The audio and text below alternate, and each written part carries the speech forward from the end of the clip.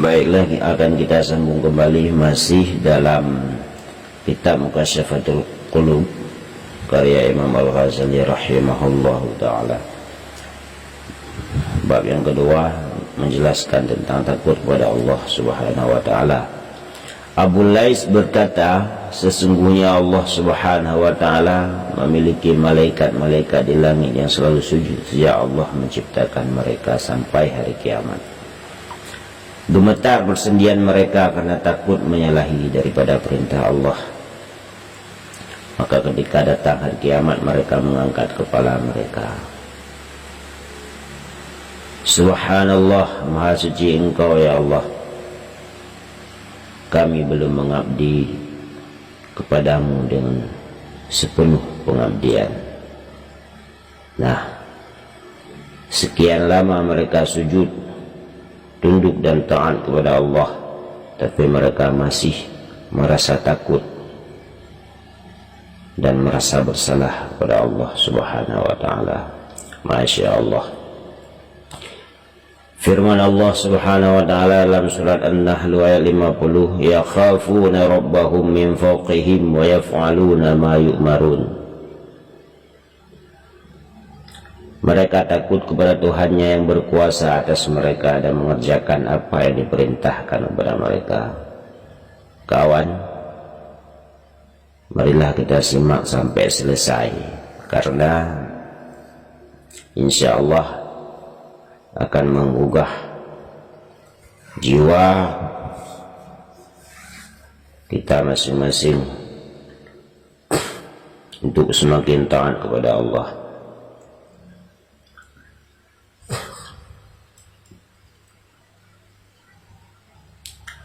Rasulullah SAW bersabda, ketika berkerut tubuh seorang hamba karena takut kepada Allah Subhanahu wa ta'ala, maka bergugurlah semua dosa-dosa mereka sebagaimana berguguran dedaunan dari pohon-pohon. Bersyukurlah kita umat Muhammad, sekian banyak dosa yang kita lakukan. Sesungguhnya Allah Al-Ghafurur Rahim, Allah Maha Pengampun lagi Maha Penyayang. Mari kita simak sebuah cerita. Ada seorang yang hatinya tertambat kepada seorang wanita. Suatu ketika wanita tersebut keluar, lalu dikejar oleh orang yang suka terhadap dirinya, oleh laki-laki tersebut. Nah, setelah mereka berduaan di dalam hutan dan keluar dari barisan rombongan, lelaki ini mulai mengutarakan isi hatinya kepada perempuan tersebut. Maka berkatalah si perempuan, coba lihat adakah orang yang masih terjaga, apakah mereka sudah tidur semua? Maka gembiralah laki-laki tersebut karena dia menyangka bahwa perempuan tersebut akan memenuhi harapannya. Lalu dia berdiri mengelilingi rombongan dan dia melihat tak ada seorang pun yang masih terbangun, semua telah tertidur lelap. Laki-laki itu pun berkata kepada wanita tersebut, semua orang telah tidur. Lalu perempuan itu bertanya, wanita itu bertanya, bagaimana pendapatmu mengenai Allah Subhanahu wa ta'ala? Apakah Allah sudah tidur? Maka gemetarlah laki-laki tersebut. Apakah Allah pernah tidur? Sesungguhnya Tuhan yang tidak tidur dan memang tidak pernah tidur akan melihat kita, walaupun manusia tidak melihat. Akhirnya lelaki itu sadar dan meninggalkan perempuan itu, melarikan diri dia dari tempat tersebut karena takut kepada Allah. Serta dia pulang ke rumahnya, bertobat dan menangis dalam sujudnya kepada Allah Subhanahu wa ta'ala. Lalu ketika dia telah mati, maka ada kawan dekatnya memimpikan dia. Lalu kawan dekatnya bertanya kepadanya, apa yang Allah perbuat kepadamu? Dia menjawab, Allah Ta'ala telah mengampuniku sebab aku meninggalkan perbuatan zina tersebut. Masya Allah. Nah, ada kalanya iman kita grafiknya tinggi karena Allah Subhanahu wa Ta'ala telah mengilhamkan tunjuk kepada kita. Tapi na'udzubillah, sebagian kita tidak pernah sadar karena kurangnya ilmu pengetahuan. Seorang ahli ibadah dari golongan Bani Israel yang mempunyai banyak keluarga yang sedang dilanda kelaparan, dia sudah sangat terjepit, maka disuruhlah istrinya mencari sesuatu untuk keluarganya. Maka istrinya datang kepada seorang saudagar dan meminta kepada saudagar tersebut sedikit makanan. Saudagar kaya itu berkata, boleh, asal engkau menyerahkan tubuhmu kepadaku. Maka perempuan itu diam dan pulang ke rumahnya. Sesampai di rumahnya, dia melihat anaknya berteriak menangis karena kelaparan. Dia merasa bahwa anaknya akan meninggal jika tidak diberikan makanan. Maka perempuan itu lari dia lagi ke tempat saudagar kaya tersebut dan menceritakan kepada saudagar tersebut tentang keadaan anak-anaknya. Apa kata saudagar tersebut? Adakah keinginanku kau penuhi? Maka perempuan itu mengangguk demi anak-anaknya. Ketika mereka telah berduaan, maka gemetarlah semua sendi-sendi, seakan putus tulang belulang perempuan tersebut. Seakan-akan semua anggota tubuhnya terlepas dari tempatnya. Maka bertanya saudagar tersebut, ada apa dengan engkau ini? Dia menjawab, sesungguhnya aku sangat takut kepada Allah. Tubuhku gemetaran karena Allah sedang melihat kepadaku tentang apa yang telah aku lakukan. Maka berkata saudagar itu, engkau dengan keadaan fakir dan terjepit seperti ini masih takut kepada Allah? Lalu bagaimana denganku? Maka saudagar itu menyingkir dan meninggalkan perempuan tersebut. Akhirnya dia memberikan semua kebutuhan perempuan tersebut untuk dibawa pulang kepada anak-anaknya. Bergembiralah mereka sekeluarga. Lalu Allah Subhanahu wa Ta'ala menurunkan wahyu kepada Nabi Musa, yaitu, katakanlah wahai Musa kepada fulan bin fulan, sesungguhnya semua dosa-dosa yang telah kuampuni. Maka datanglah Nabi Musa kepada saudagar tersebut, amalan apa yang telah engkau kerjakan sehingga Allah telah mengampuni semua dosa-dosamu? Bergembiralah. Maka saudagar tersebut bercerita, maka Nabi Musa menjawab, sesungguhnya Allah benar-benar telah mengampuni semua dosa-dosamu. Lalu diriwayatkan lagi dari Nabi Muhammad SAW, sesungguhnya beliau berkata, sesungguhnya Allah Subhanahu wa Ta'ala berfirman, tidak aku kumpulkan pada seorang hambaku dua buah ketakutan dan tidak juga dua buah tempat yang aman. Maka barang siapa yang takut kepadaku di dunia, maka akan aku amankan dia di akhirat.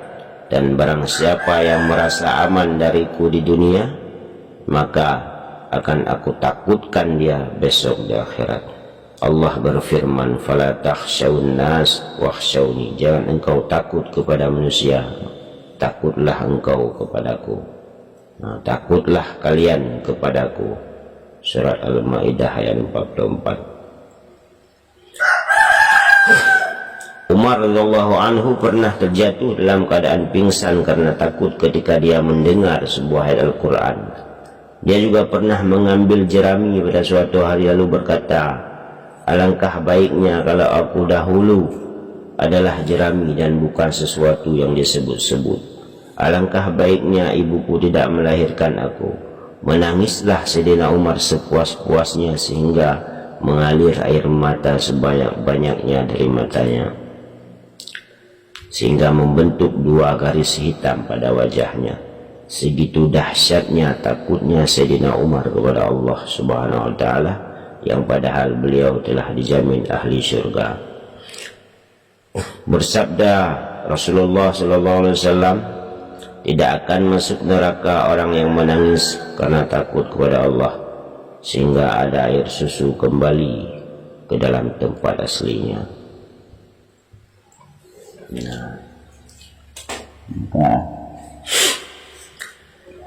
Sering-seringlah kita duduk bertafakur, mengeluarkan air mata, membayangkan dosa-dosa kita. Dalam 24 jam hampir setiap menitnya, hampir setiap jamnya kita durhaka kepada Allah Subhanahu wa taala. Di dalam kitab Daqaiqul Akhbar diterangkan akan didatangkan seorang hamba besok di hari kiamat, maka beratlah timbangan kejahatannya dan dia diperintahkan dibawa ke neraka. Sebuah rambut dari rambut-rambut matanya berbicara.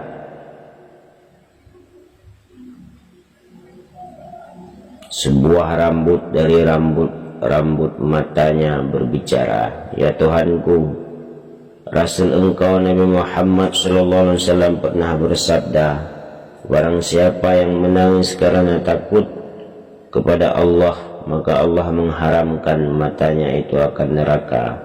Padahal sesungguhnya aku menangis karena takut kepada engkau. Akhirnya Allah mengampuni hamba tersebut dan menyelamatkannya dari neraka berkat sehelai bulu yang mengenai air mata ketika dia menangis sebab takut kepada Allah.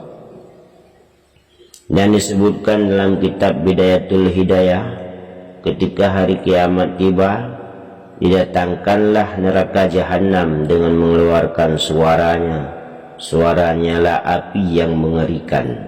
Semua umat manusia menjadi berlutut karena kesusahan.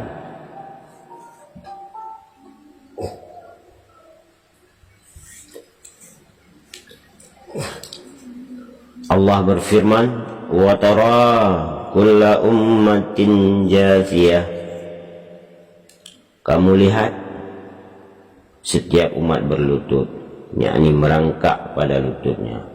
Kullu ummatin tud'a ila kitabiha. Setiap umat dipanggil untuk melihat catatan amalnya. Al-Quran surat Al-Jasiyah ayat 28. Ketika mereka telah datang pada neraka, mereka mendengar kegeraman suara neraka dan nyala api. Mereka mendengar suara nyala api itu dari jarak perjalanan 500 tahun setiap orang, sehingga nabi-nabi akan berkata, diriku, diriku, selamatkanlah diriku ya Allah.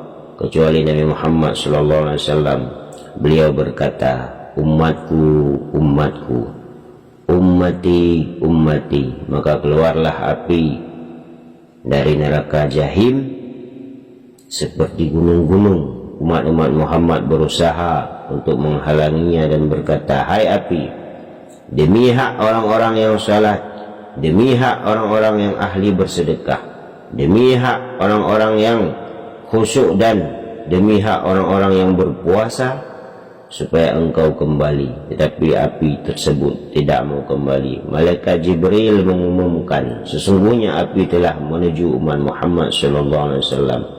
Kemudian dia membawa semangkuk air dan Rasulullah sallallahu alaihi wasallam meraihnya, serta Jibril berkata, "Hai Rasulullah, ambillah air ini dan siramkanlah padanya." Beliau menyiramkan pada api itu dan padamlah api itu seketika. Nabi sallallahu alaihi wasallam bertanya, "Air apa ini wahai Jibril?" "Ini adalah air mata. Ini adalah air mata orang durhaka kepada Allah dari umatmu yang menangis karena takut kepada Allah Subhanahu wa ta'ala. Sekarang aku diperintahkan untuk memberikannya padamu agar engkau menyiramkan pada api itu." Maka padamlah api tersebut dengan izin Allah. Nabi Muhammad SAW telah bersabda, "Ya Allah, anugerahilah kami dua buah mata yang menangis karena takut kepada Allah sebelum tidak ditemukannya air mata."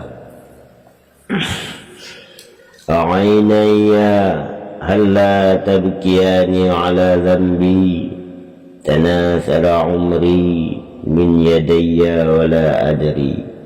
Wahai kedua mataku, hendaklah engkau menangisi dosaku, telah berserakan umurku dari tanganku dan aku masih lalai serta tidak tahu.